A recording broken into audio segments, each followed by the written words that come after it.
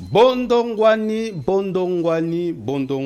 ya mokula lelo yango ebandi batata ba mama mbote na bino nyonso ba meilleur vœu ezoko ba seko koba to kokoba pe kopesa bino bisika nyonso bozwami pa kolanda émission to pe manaka na bino bolingaka mingi totondi bino botondi mingi penza. Alors lelo tokobeta boma mesano mambi matali ba actualité politique ya République démocratique du Congo mingi penza toko zonge la semaine pona ko boucler semaine on a mambi matali maponami barolma et kokoba ba candidat pas se déclarer oyo alobia kozala candidat oyo pa lobia kolala candidat kasi lelo déjà et si yebani polelete lingomba politique à Joseph Kabila totangi PPRD bango balobi mbadi ba okota na makambo wana te pona bango balobi ke processus ezana ba irrégularité belé tolo ba moi yiki keba kebe ezali ba moniete ezali clarté ndenge eza ko kendele makambo eza ko bonga mapenza malamu mingi te nde bango ba boy balobi baza non partant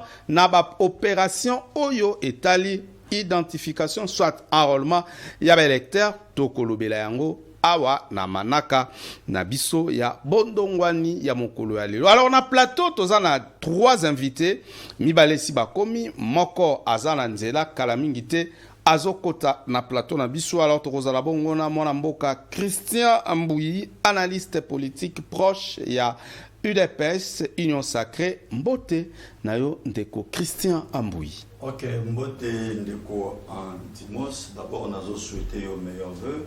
Puis nous avons ça meilleur vœu dans la population congolaise qui surtout les électeurs dans la nyonso ya lemba membre nyonso ya vision fatigue originale meilleur vœu na bango pe na pesi meilleur vœu na mokonzi mboka le chef de l'état wazali kobunda pona bolamu ya ba congolais. OK, merci beaucoup ndeko Christian Ambouyi tozala pe na mwana mboka Yerusalema Thomas Kapuya mbote na yo Thomas Kapuya mbote mingi ndeko Antimos sengumingi kozala na chaîne muneno wa 10e mairie na 2023 nazo tonda d'abord kotonda na batu nyonso ba membre nyonso wa 10e mairie batu nyonso mubumu lamu wa 2023 ba membre nyonso ide pesa ba cadre nyonso na cellule Telecom bureau na tomero wango mubumu lamu ba membre nyonso ya changu bana changu nyonso molamu na 2023 et sans oublier les fils de Frank so tozo ngfachi beton ya elusha le pona diplomatie Hercule diplomatie solide gagnante ndenge tozo na makambo zo tambola ba vérité nyonso a zo salema et na ba oyo bazaki sima ya terroriste Paul Kagame bakomi kobimisa ba secret nyonso koma Paul Kagame abandaka ko financer guerre à est ko pesa manduki ko pesa bateni ko pesa na lomeya et pas ba terroriste na ba mercenaires o bazo bomba congolais tongo midi poko na est les autres les sengobele. Très bien, merci beaucoup ndeko Yerusalema. Alors to bandi bondongwani bandi bozala branché bapel to boyi yango pas question d'appel. Bokoma na ba message ya SMS top SMS topé bokoma lisusu na WhatsApp na numéro eza na ce écran na bino place pour somona bosa la pe bodioté pour moi ko yokango ekozala te.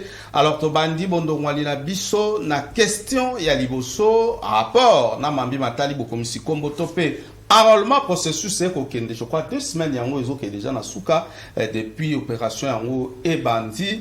Alors état de lieu rapidement il y a processus ndenge kotambola ozomona ngo ezolekana ndeni est-ce que pour su carte na yo nyonso ezolekana malamu boni. Bon en fait par rapport à enrôlement nazali ko mobiliser plutôt ko sensibiliser population congolaise mouvement général surtout quinoise et particulièrement population ya lemba parce que lembeza fief nangai bas bakende ko s'enrôler dimanche tokozala na réunion mo munene pona ko sensibiliser ba jeunes chez Moro na lemba terminus musikate na direction la source. Alors la bengi ba mamba nyonso ya asbe na biso na ba base na baya to solo là pona na mobiliser bango po bakende enrôlement. Alors, enrôlement, ils ont évolué bien, quoique au départ, moi, quoi Mike, Bandaki, Kotalisama, par rapport, d'abord, il y a manque de maîtrise, manque d'expérience, il y a opérateur de saisie, Et puis, moi, bloc à Mickey, on a, mais avec le temps, et ben, on s'est corrigé. Alors, on est dans un battu, nous sommes dans nos bases, et puis, on a distraction et opposition, inconstance, il y a un déconnabi sur Fayoulou. Il y a le bas qui tantôt a critiqué Zeni, il y a Kadima, tantôt il y a moi qui pose sous Banini carte électeur. Donc, on a déjà une inconstance pour dire que Bato Bongo Baza Bato Yako Landa Mingi Penzate. Parce que les erreurs à ça qui n'a pas élection et tout les cas. Tantôt si Bato Kenote n'a pas élection, toto qui n'a pas élection, tantôt le bibo qui n'a pas bic beaucoup signé, tantôt après donc ils a qui compris nos monnaies a perdu qui élection, Félix Tshisekedi moi dans Zambé ndé a gagné qui élection wana. Ndé nazo senga la population congolaise bakende ko s'enrôler massivement enrôlement zo salement. Donc pour nous ce les kana malamu. Est-ce que tamboli na quelques centres pour koyebela? Oui, natamboli na quelques centres, oui, effectivement, il y a un centre Moussoussou, où ba machine ils ont posé moi problème. Mais dès que posé problème, ça va salir rapport na hiérarchie na bango, solution dans l'immédiat. Merci beaucoup Ndeko Christian Bouy, même question et pas dans mon mboka Yelou Chalema état de l'enayo expose aux yeux et carte électeur na. Ndeko Antimos pour la carte nationale qui paraît qui carte nanga électeur, tout le monde carte, il y a carte pour citoyen, bien carte pour un vrai Congolais de père et de mère, tous en nango néo, tous aux là, au NIP, na seni basala nokino qui peut pesa Congolais, carte nae, carte pour citoyen, mais on a kinda qu'on se faire enrôler, en réalité, dès le premier jour, bah agent et seni au bazaki na saisi, bazaki na moi mi kakatano, mais pour le moment, mais ça les autres bien. Et ce qui me fait très mal, bon, je peux dire que l'opposition est divisée. Dans mon qui opposant Lisanga Bonganga, quand on a écouté na président Seni Kadimila reconnu que non, ma soeur tambola bien. Dans mon qui opposant le député Eli Alukonga Madidi Martin, il peut avoir déjà na carte nae. Dans mon qui opposant Moussou Jean-Pierre Mbemba. Akenda Aza déjà na carte. Jean-Pierre Mbemba dans la Union Sacrée. Non, bon, mais Aza la Mouka. Na structure la Mouka il est dedans parce que ba bengana été et mutu o Aza makasha ko bengana mususu na la Mouka zate ndenge le premier ministre honoraire. Muzito Orba que non juste là bazomona Martin Fayulu neti alinga confisquer la Mouka mais mutu o Aza na droit ko bengana mususu na la Mouka azate la Mouka eza borna ba onyoso. Tant que j'ai vu même des grands personnes religieuses, ouais, catholiques, qui ont jusqu'aux cartes.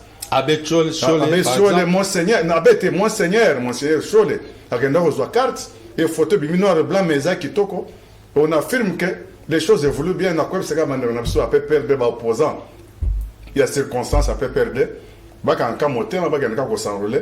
Très c'est démarré déjà. Très bien. Boy makambo kenon biso bayo kolzonga sous ciment. Beaucoup déjà très c'est comment déjà en Kasango. OK, merci beaucoup Madame Boka Thomas Kapuya au Choloba ngwa ke omoni lokola opposition est comme divisée pour nous parce que l'Isanga Bonganga ya kendaki effectivement kokutana na Denika Dima ba solo la qui puis na déclaration na à l'issue il y a rencontre au Azaki clair alobi que a sepeli na ndenge Denika Dima ko tambisa makambo moni ke mansoma koleka na bien pe asengaki na Denika Dima a invité pe ayamba ba ninga na misus opposition ba e bana ko solo la po ba afongola ba en mémoire mais on a constaté hier PPRD, à travers le secrétaire général Nango, mon amboka Emmanuel Ramazani Chadari, il y a Zaki clair à l'objet que processus n'est pas kendele.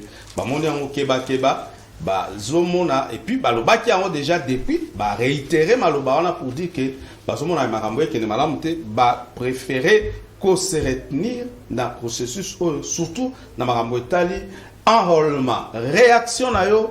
Par rapport à la situation, est-ce que les Camoyo est perturbé le processus électoral aussi longtemps que tu as dit que PPRD est la force monnaie et la politique en la République démocratique du Congo, qu'on la bamote dans l'élection et qu'on la crédibilité dans le processus. Réaction dans le déco. On a corrigé moi, PPRD a une force politique réalité.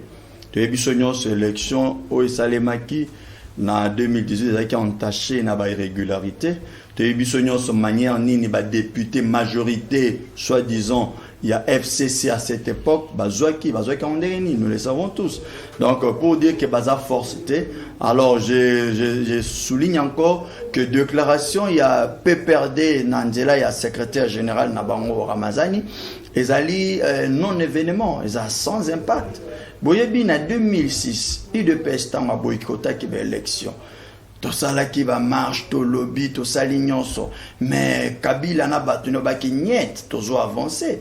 Alors, ce qui est le bon peu moni était. Mais bon, ça là que exemple mabé comment le biso topé IDPS pour qu'on dit mako kolanda exemple. Pourquoi n'est pas convaincre badinga papa ba convaincre bango ndenge nini. D'abord seniwana eza senimoko consensuel.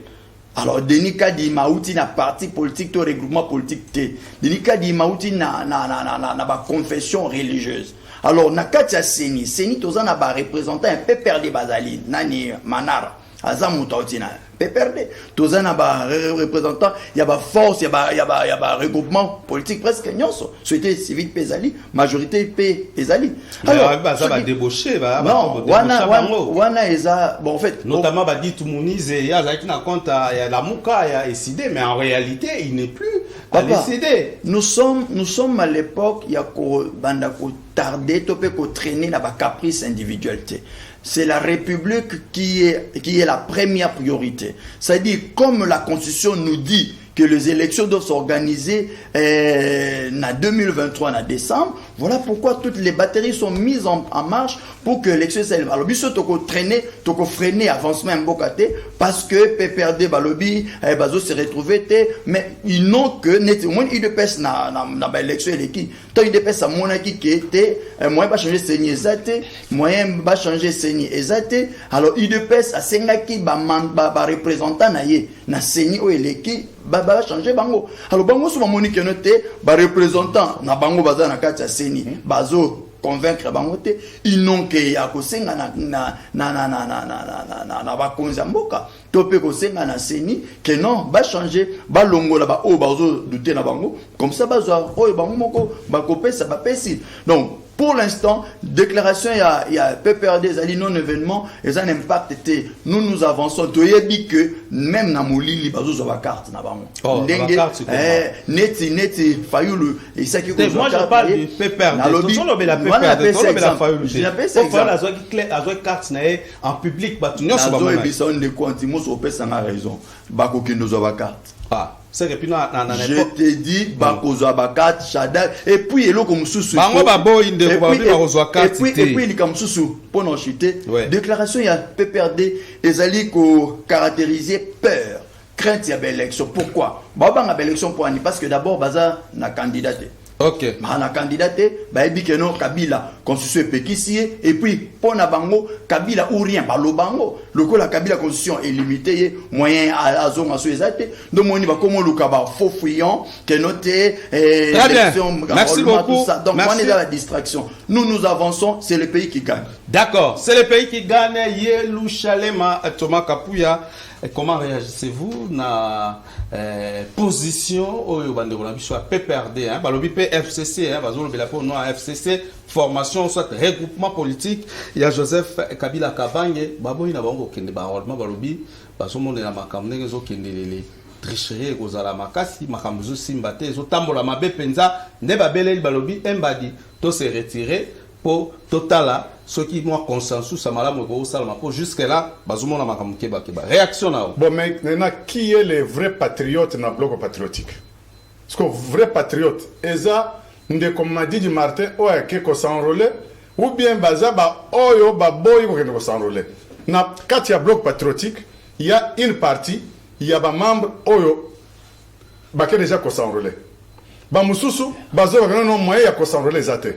Qui est le vrai patriote? Eza patriote oyo ko s'enrôler ou bien patriote oyo azo boy ko s'enrôler pour que le meilleur mbula matadi et kweya et beba parce que mbongo sebi maki déjà oyo gouvernement assis à financer déjà CENI pour que enrôlement est ça madame. Mais là où ça fait très mal, c'est que na ba état-major il y a ba parti politique belé ba ebaki ke élection que ça le matin en 2023 babanda ko que fils de Frank Sotozong Fati Béton et Louis Chalema azonge la paix na nenge sénateur à vie Joseph Kabila Saren en 2016 a sur la jurisprudence il y a que tout ça le moins glissement il y a 2 ans token de notre gouvernement élargi le gouvernement d'union nationale élargi pour base paix moi le meilleur il y a qu'à battre la campagne. C'est ça ceux qui sont en train de rêver jusque maintenant. Mais aussi longtemps que Bazo Tinda, fils de Frank, a ça le glissement. Aussi longtemps qu'il n'y aura même pas un jour qui va passer 2023 ou rien. Maintenant 2023 ou rien. Nous tendons maintenant déjà vers le 20 décembre et si c'est une appel déjà calendrier. Vous voyez que c'est accepter la même chose et le contraire. Soit refuser la chose et le contraire. Mais ils ont droit, le Congolais, non, mais ils ont droit, mais pour... Attendez, Balobara Soro, Omoni, Moui Belela. Pour Nabango, Bamoni, on dirait, Denika Dimazo, Salazo, Tripatouya, Zo Salamamoa, Madame Tibabele, Basali Lissoum. Non, mais quand on parlait d'abord dire que toute chose, d'abord, ce qui est important, c'est l'Est. Qui me cote d'abord dans l'Est, identification et recensement.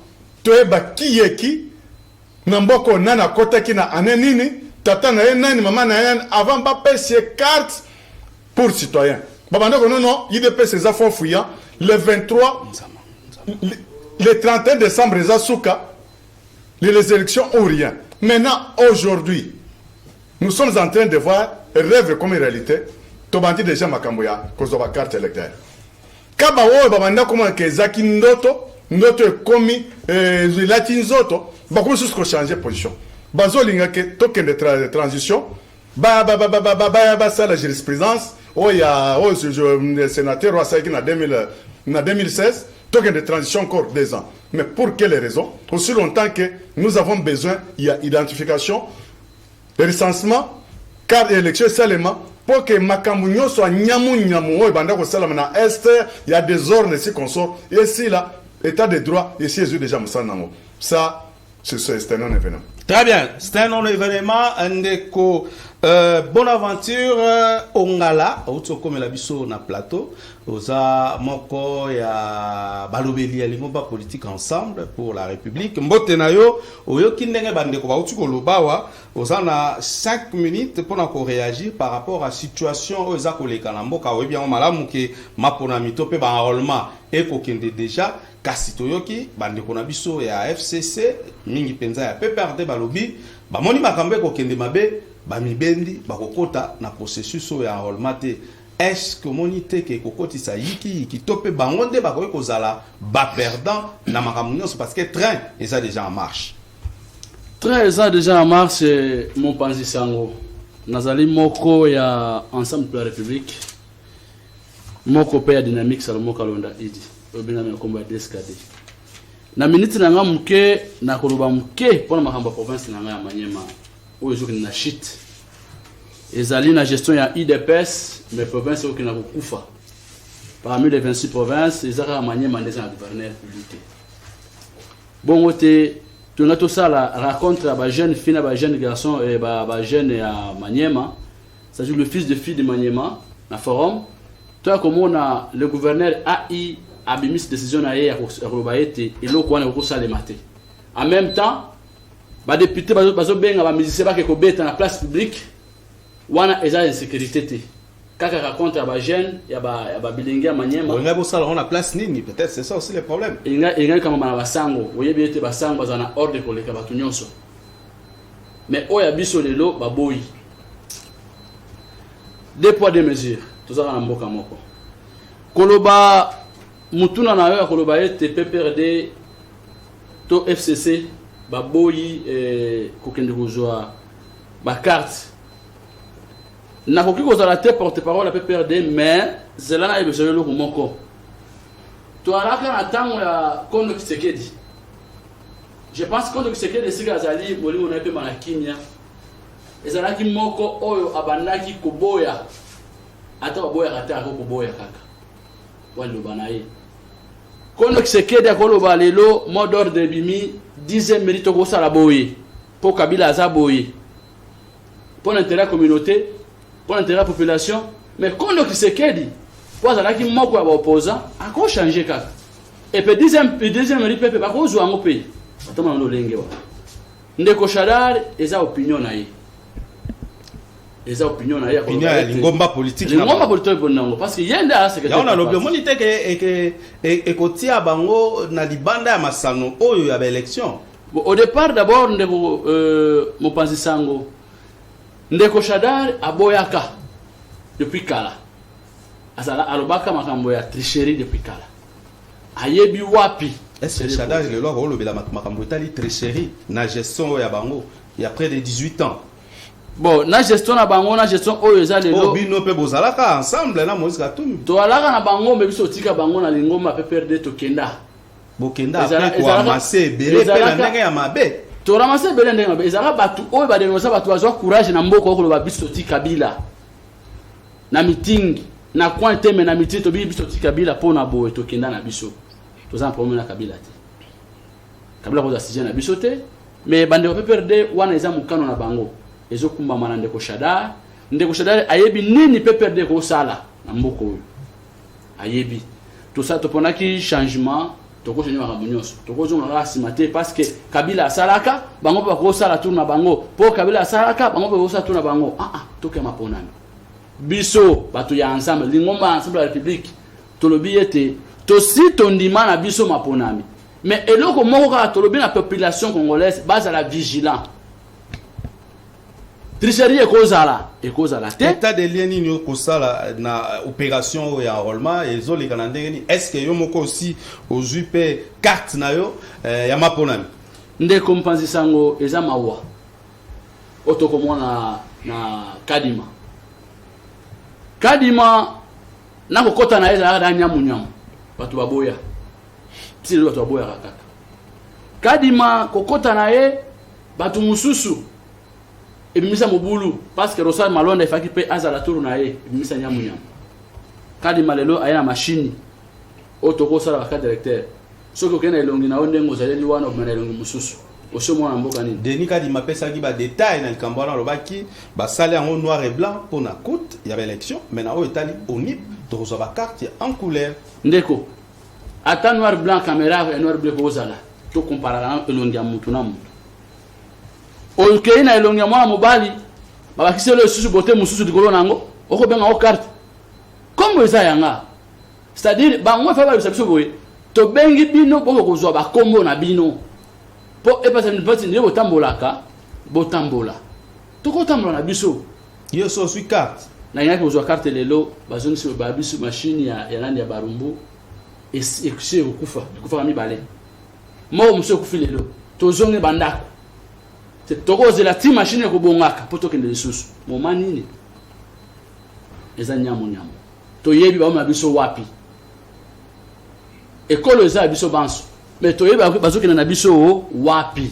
Très bien, merci beaucoup ndeko bonne aventure na banalise na autre sala tozongela yo toyepa ya ndeko Yerusalema Thomas Kapuya mikolo toleka tolandaki déjà bato ba se pronosaki to pe mangomba politique na bango ba milobaki ete bazali ba candidat il y a l'élection 2023, il y a Matata, il y a Fayouk déjà on connaît, il y a Moïse Katumbi, il y a les autres, hein, ils sont nombreux, bah Pesagi déjà positionne à bango même Mukwege, les autres, hein, balobi bango baza ba probable candidat na l'élection ekoya.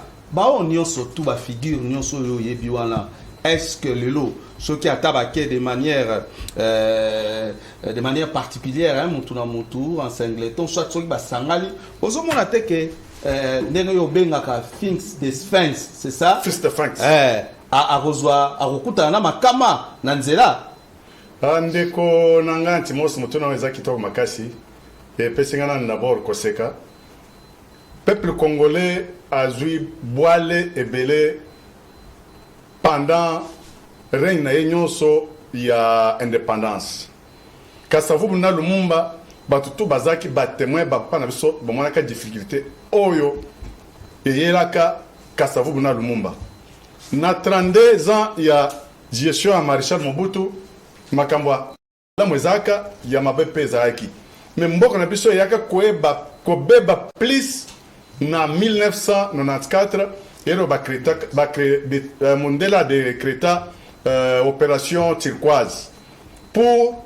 s'infiltrer pour occuper RDC na est à RDC et bayeko confirmango en 1997 ero AFDEL bakenda koluka pouvoir pour le pouvoir avec Mouzé Laurent Désiré Kabila et jusqu'aujourd'hui on est en difficulté impossible moyen totanga nombre à bat au bazo kufana Congo pena est en particulier to commis déjà na 16 millions et des fois to kozanga même kotanga ba o ba auto kufa lobi lobiao et Dieu a fait grâce aux Congolais kopes bango mwana Fanks Tshisekedi batunyo subayebi ndenge akola ndenga sala politique na Congo mais atikeli biso mwana naye ata soki basangani nyoso ndenge bazana ototanga ba docteur Mukwege na ba na kansa ke docteur Muyembe non mais docteur Mukwege Muyembe ndé le plus grand docteur oyo toyebi oyo asala kisi ya Ebola na prix Nobel deko oyo asala kisi ya Ebola Mukwege aza prix Nobel na lobi boye même docteur Muyembe ndé toyebi oyo asala kisi ya Ebola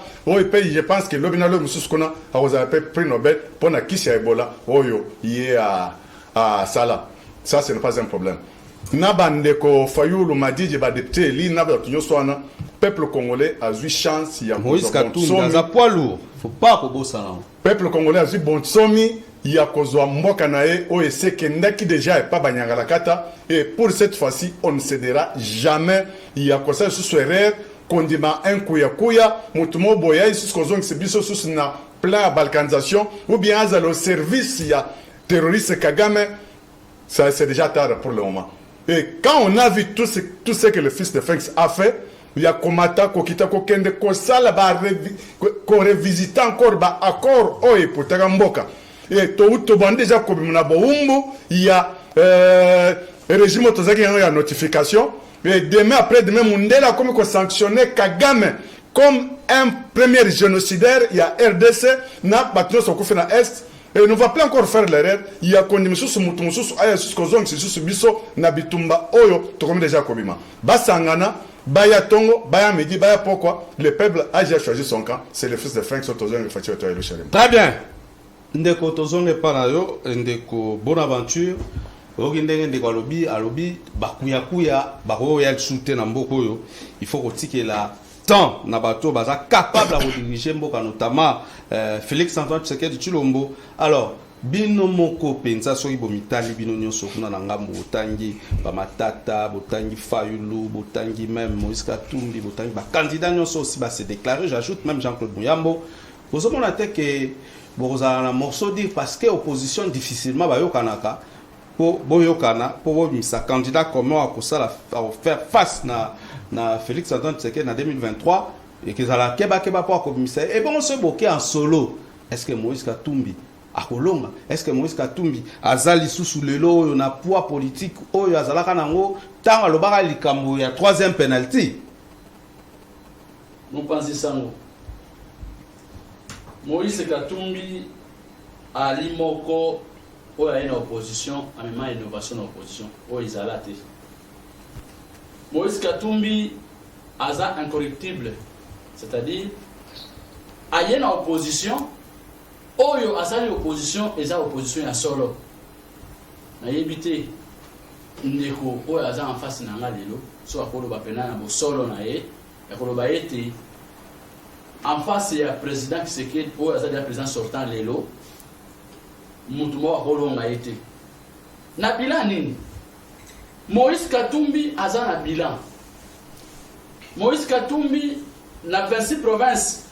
À chaque province, attendez, aza na bilan pour ça nini ocha bilan. Na 26 provinces, na zone bana oite. Na 26 provinces, Moïse Katumbi aza na limbo. L'état bango obeta la masolo. O président voyageaki, akendaki, l'état Moïse Katumbi akotonga hôpital. Akotonga balabala, akotonga école. Na 2023, na décembre, Moïse a koyate à la campagne.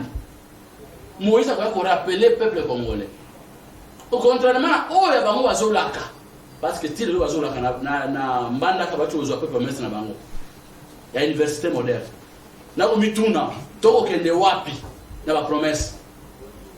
Toko kende wapi ba promesse na mbuku.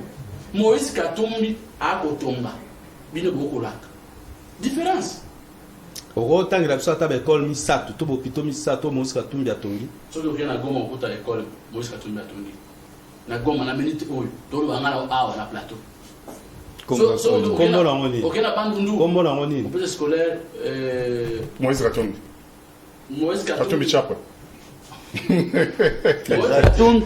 Moïse Katumbi soki okei na Bandundu okuta bloc moderne hôpital de Tongami na Moïse Katumbi eza mobimba soki na Congo central awa okuta ekole Moïse Katumbi akotonga Moïse Katumbi akotonga soki okei lelo na Manyema okomona elembo ya Salomo Kalonda Id akorehabilite nzela oyo depuis Belge akenda un individu azo rehabilite nzela ozomona batrace ya Moïse Katumbi c'est pour dire bango tango okosala campagne ya koyaka population tango tokoyaka tokosalelaka bino nde le temps o Moïse Katumbi akoya koloba na population omoni oyo nga mutu nasala tata bato bakendaka na église balobaka o rappele nzambe soki osengi nzambe rappele nzambe soki moko ozala makasi rappele nzambe omoni kiti oyo nga mutu nasomba parce que olaka deza nzambe nde Moïse Katumbi akosala mongo bango bakolobaka no tokotonga o botie batole bobeti batole bokotonga bosali te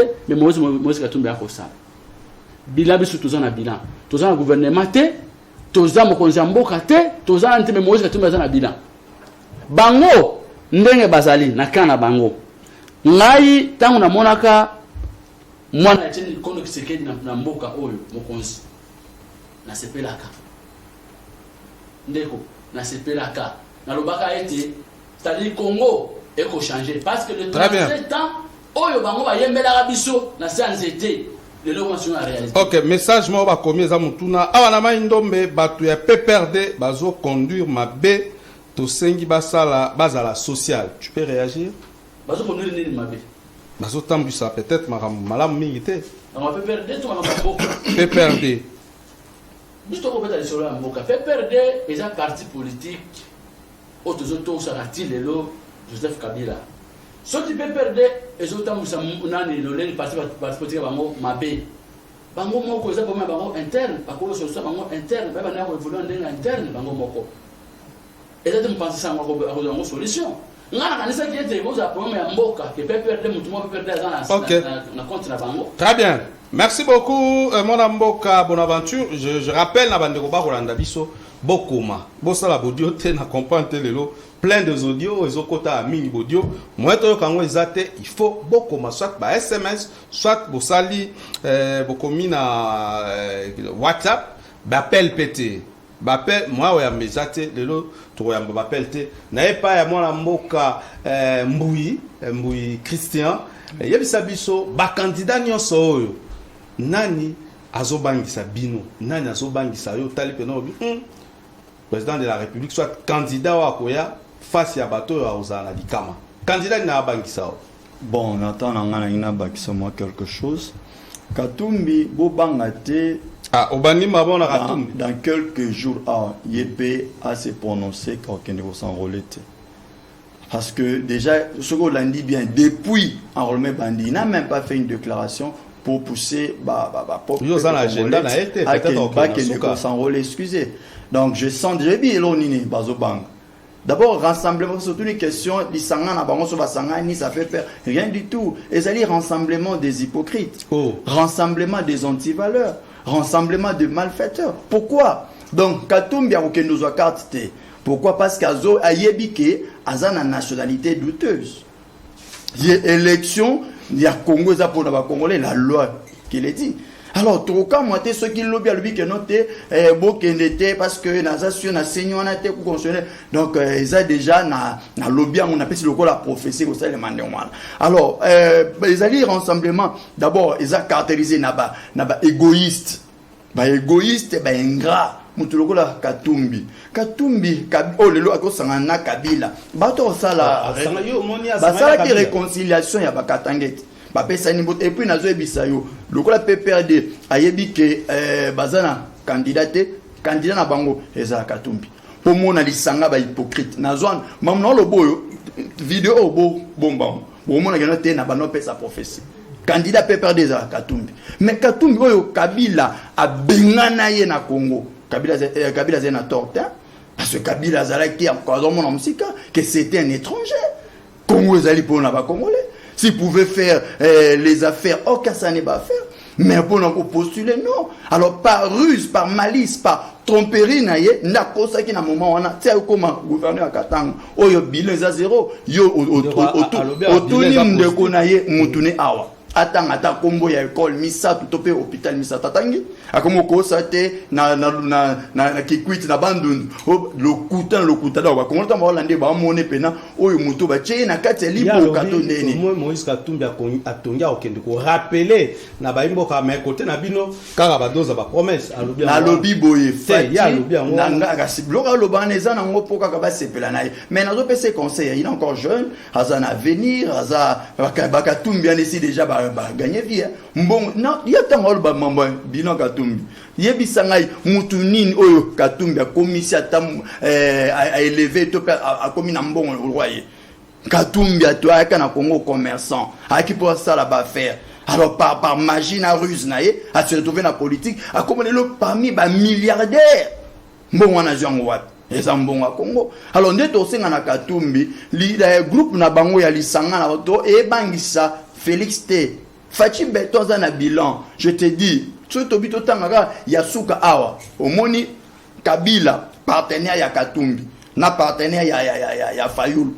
Azalaka jamais ici à Longa, likambu ya lever embargo, on va passer en RDC.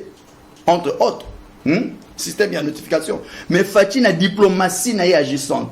Diplomatie, il y a Makassi. Okay. Il est arrivé à ce que Balongo Liambago, à part ça, Fachi a bimi Simbo, quand on a gouffre, il y a isolement diplomatique. Fachi, donc, réalisation est belle. Très bien. Sans compter, gratuité, on a compris totalement à quelques messages. D'accord. Vous avez bangote, c'est vrai. D'accord. Quelques messages. Rapidement, bonjour, mon Panzi Sango. Bilan, il y a enrôlement, et négatif, Bambate. Côté à l'intérieur, Ezak Simbate n'a commis depuis Yumbi Mboka au gouvernement et Boya et Simbate n'a 2 mois au Etikali en plus peut perdre ceux qui aboient ici Ezaka bien mais quand Dima Salake to s'enrouler biso nyonso on va bien ta peut perdre Kenango et Kenango comme on a constant Nazan Académie Katumbi nationalité na ye poto maman na ye azali zambienne papa na ye juif. Voilà message de quoi combien wa totanga mususu bonjour de Quantimos yebisa ba oyo bazo mi benga ba opposant batika désordre 2023 Fachi ou rien François Ndibou na territoire ya Lusambo Nampania Mutombo Fachi 100%. Et on continue rapidement oh là là Mbote journaliste bloc wana oyo azolo baeza construit na financement ya projet PDSS Moïse Katumbi a pesinde quelques matériels. Il faut que le monsieur change sa version. Naza administrateur gestionnaire bloc en question ezana kikwit et non na Bandundu. Le monsieur a réagi par rapport à ce que vous avez dit tantôt. Alors, tout en sous message Moussoussou, bonjour, biso na Congo central, toebi Katumbi te, Fati Kaka. Ah bon, combien de Fati pena na ki Congo. Bon, voilà, toza ba message za mo belé to pas ya non, to bandé pas non, pour to ça la ronde boye. Non, to bandé pas ya ndeko kuna. Oyoki ndenge ba ndeko ba utolo bawa, est-ce que tu peux aussi rapidement réagir par rapport au message au bandeko ba utso komawa rapidement dans quelques minutes pour to komi ko kende déjà malé malembe na ko chiter. Na ko répondre non par rapport na baloba ya ndeko. Ndeko auti koloba awalelo et que président Kabila a commis partenaire ya président Moïse Katumbi na ndeko Martin Fayoul Madidi. Tika nga rappeler bino lo moko na discours ya président seulement ya mokonzi mboka aloba yango. Aloba était le président Kabila est devenu notre partenaire officiel. Et c'est là Katumbi te mutaloba na ya aloba loko wana. Iye moko. Pour te dire, on a UDPS, ils ont le moko. IDPS est une machine qui fait même makambo. Il y a qu'on changer vérité et comme lokuta. Qualification ou bien dans le poteau calomnie de na IDPS. Ngala kanisa karete comment on a 37 ans on est yembela biso 37 ans et là on va changer. To kutaka dollars ezala na combien de dollars combien na IDPS. Non, répondre un peu à la question, Moïse Koto et tout ça. Réagir. On a une opinion na bango, mais Moïse a représenté na miso ba sous les lots. Moïse a bana kala. Aye bana kala. Tant Moïse, tant papa qui se queda le baran na batu, na rassemblement. Que dialogue vous allez sans Moïse Katumbi, bango ba la kawapi. Les lots en face ya batu ya IDPS ou papa Etienne qui se kedi. Tout Batouya IDPS ou assez en jeté. Moi je me lève au tirana en face à Batouya IDPS, à papa Etienne Kisekedi. Parce qu'il n'a rappelé à Rabango. Papa Kisekedi, Moutou Abenira Moïse Katoum. Papa Kisekedi, Bango Balaka Wapi. Quand Moïse partait à Bruxelles, je ne sais pas comment Kisekedi va nous sur Bango Azalaka Wapi. Azalaka étranger. Ndeko, tout ce qui m'a moussou sur le Ramasolo, ma plateau à la télévision, aussi les Kango Kala. Là le ballon boui. En face à Moïse Katumbi et le Goizate. Et ça va nous pas Obama. En face à Moïse Katumbi et le Goizate. Moïse Katumbi a Moïse, au moins c'est un mot et ça Moïse Katumbi. Parce que Moïse Katumbi a un cahier de charges, a un politique comme Mamboka ou Lelo. Attends, c'est pas ça. Mais est-ce que que ba te bene ba koloba déjà que n'importe qui abula Lelo azako gérer na katanga kuna na okatanga na Lubumbashi et kokani atamu qui était na Moïse Katumbi ya sala katanga zaka gouverneur kuna na katanga. Ouais. Qui abula katwe oyo libanga ko komangwa na mutu na yete. O pesa oyo za age na ye. Moïse Katumbi akoza muninga kabula katwe te. Moïse Katumbi a géré la province ya Katanga, tant aux Katanga Mobimba. Les deux a combien de couper les communes de la province dans Katikat. Bon, si on peut se commune, on géré en haut bien dans la province. Réponse c'est non. Très bien. Toi, tu as su quelques messages avant. Oui. D'accord. Moïse a ma meilleur gouverneur en Moka Oyo. Na Katanga. Gouverneur l'actuel, il y a au Katanga, il n'y a pas bimi maire gouverneur. Jacques Kabula. Eza montage. Très bien. Merci beaucoup. Biso tozana este awa tuna ndeko wana eloko nini Katumbi asali na ngambo na biso. Waneza mutuna okoyanola ngwa atambala sima. Ce trio politique n'a pas d'impact car tous trois personnes n'ont l'expérience politique. Matata Pono a un problème avec la justice que jusque-là, la véracité n'est pas encore relevée. Moïse Katumbi, à chaque mandat, il n'est fait que continuer ces déclarations précoces qui n'aboutissent qu'à ses intérêts égoïstes. Mukwege, un docteur manipulé par les multinationales pour retourner les pays entre les mains des Kagame sans le savoir. Ils sont tous sans impact. Voilà de quoi APCP identité n'a été. Bonjour mes frères, na lingi na tuna ndeko oyo aza kolobela na école oyo Moïse atongi na ba Congo alobela biso na ville nini po ngai na tambolaka na babisike belé ndeko atangi bo ba kombo belé. On va revenir. Bonjour chef, je suis en direct de votre émission. Demande bien le mec en question où sont placés les instituts de Moïse Katumbi au Congo central. Parce que moi, je suis du Congo central. École, Bilo, Nyon, Soubia, Moïse central, les Awap, de Kwatuni. Bonjour, de Kwantimos, Yebisan, de Koya, ensemble. Courage, Wana, Azui, Wapi, Akolobe, la Katumbi, Azana, Bilan. Qui est Katumbi dans ces pays à cause de la même pas candidat, Yebisaye, Aza traître. Une minute pour chiter. Zamba Liboso, il y a un monde à passer moi une minute. Continuez. Ndeko, Nako Serawa passe dans mon thème. Ndeko ba Congo loba na eboyi. Loba na ya zo yo ka yo. Congo central. De Congo central omega kosala ba investigation na yo normal otuna wapi école ya Moïse Katumbi za Congo central ba kola bisayo. Ezali totiko tonga tuko nugure ango kaka sikolo. Ceux qui moyen koza otuna ba photo, tina numéro otuna ba photo, esika école ya Moïse Katumbi ezali. Contrairement à ba oya bande na biso ba kolaka ba kosala ti.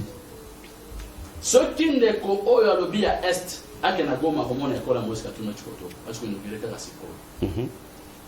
ndeko auti koloba Moïse Katumbi Matata Ponyo na Mukwege baba traite na koseka lobi awa nde Moïse azalaki na IDPS côte à côte wana azalaka traite na Genève na Genève pour lelo mokonzi mboka lelo ekutaka wa. Très bien, on a compris. Merci beaucoup Ndeko. Tokomo Kenasuka, bon excusez, j'ai accordé plus du temps à Ndeko par rapport à Koto parce que fallait pas créer équilibre.